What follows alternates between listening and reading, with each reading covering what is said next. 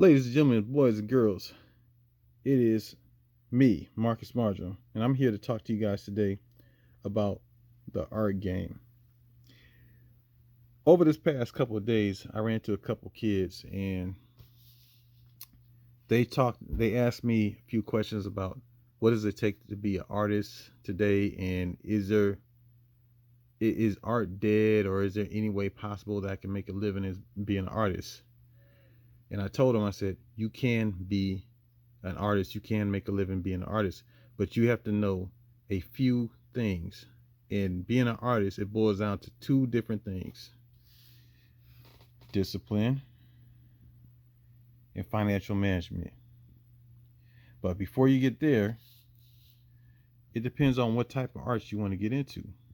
You can get into fine art, you can do tattoos, commercial art, cartoons, animation, graphic design, web development, video. There's a whole vast amount of fields that you can get into, but you got to try them out to see which one fits best for you. Now, for the discipline part, this is all about time management, and staying consistent and being on top of your game and hanging out with people, and even not even hanging out with people who do art, just staying self-motivated. That is the biggest key to this whole thing, is staying self-motivated. And my advice to you is, if you want to do this, get a gym membership and start to exercise, and eat right.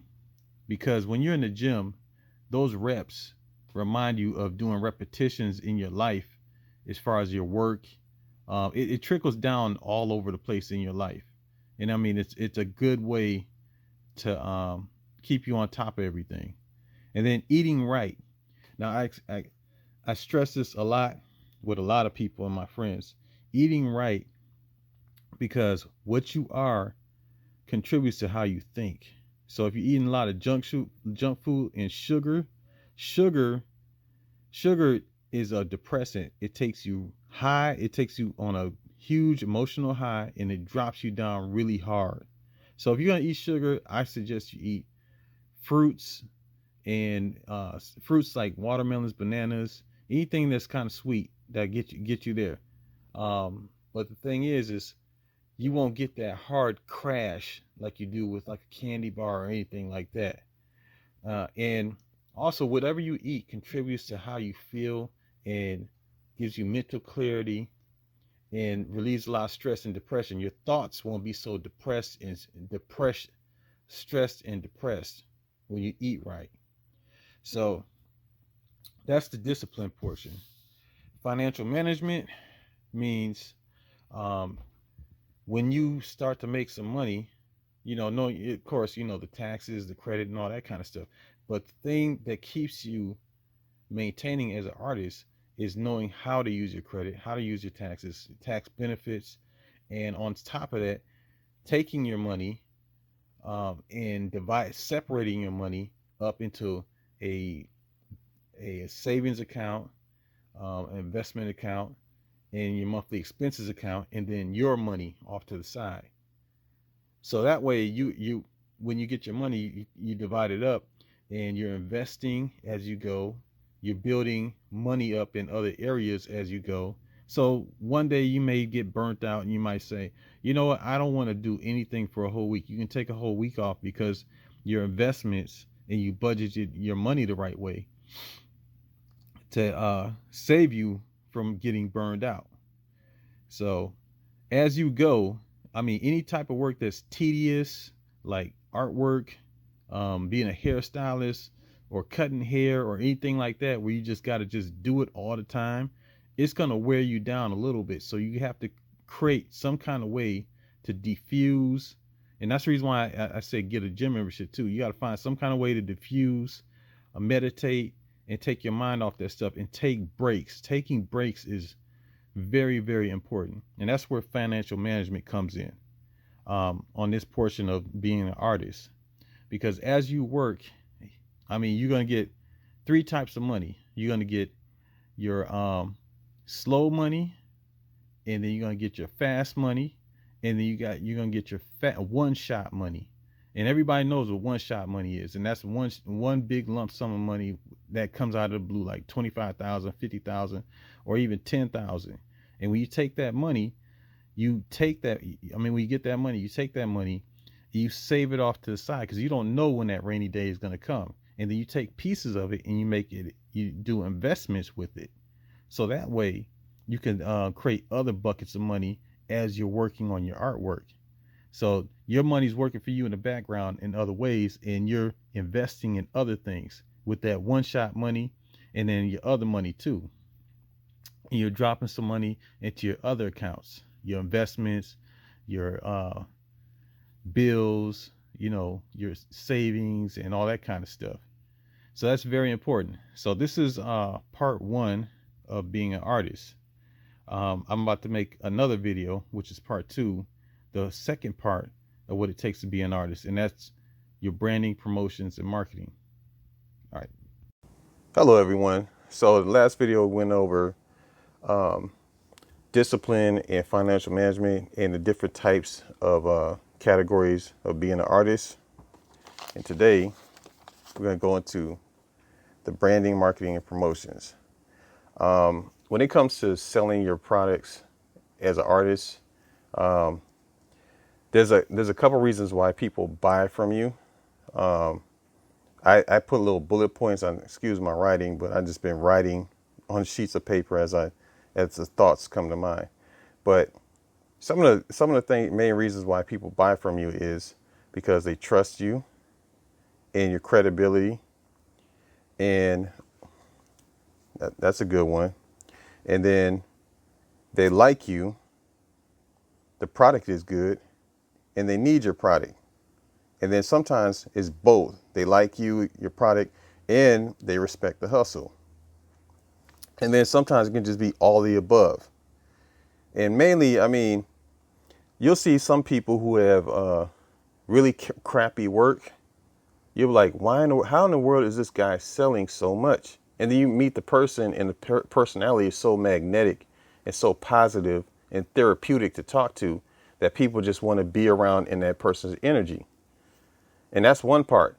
But if you're an artist and your work speaks for yourself, and it's so good to where it just captures attention, but you as a person, your personality is more introverted, but your artwork speaks for you in magnitudes. You see what I'm saying? So it can go either way. Of course, as far as promotions, we got social media, posting videos online, Instagram, Facebook, and the whole entire nine. Those are good tools, good ways to promote yourself. You also have another good way is to go to networking events, meet with people, pass out your cards, showcase your artwork in different places, or start stuff with friends. Do stuff for friends for free to get yourself going and everything. Those are good ways because organically you start to build a network outside of social media. And sometimes with social media, it takes a person like 10 or 20 times before they can actually see that you're a credible person or want to buy something from you. And a lot of times your circles offline migrate online, and then you get into their circles and then there's other people's circles, and it organically builds you up that kind of way. That's really pretty much how it works. And when you get your stuff going, when you get the followers and all that kind of stuff, more people start to trickle down and start to come towards you because the network and the credibility and the testimonials bring you more work. Now, the tools for your artwork, these are just tools, and a lot of people fear these tools. AI, Photoshop, pencil, paper. A lot of people look at AI as something that's going to just take them out the game or whatever. But at the end, it's just a tool, and there's going to be so many different ways people can use it. Like I said, our art is in the eye of the beholder. So some people just put rocks on the ground, do chalk drawings, and get paid to do that kind of stuff, and call it art or whatever. But at the end of the day, it's all about how much you put into it. You got it goes back to the exercise and the discipline. When you do it daily and you stay consistent and you're out there and you're promoting yourself, you're going to make money. But what you do with that money determines how long your career is going to last, and determines and the right amount of people that you hang around with determines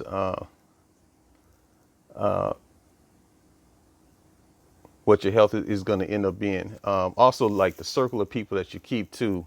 You might start out with people that you're really cool with and whatever, and you might end up in another circle. And I always say, like, try to, if you can, try to network and be around entrepreneurs and investors and that type of thing.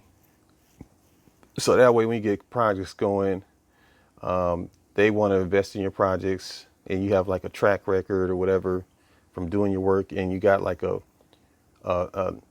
network of people who've seen your work and whatever. So this is my advice to you.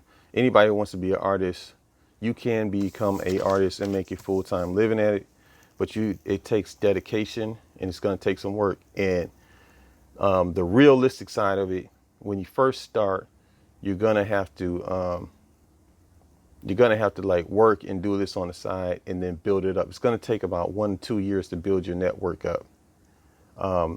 Depending on your social media following, it might accelerate. Depending on you as a person or whatever, it might accelerate faster.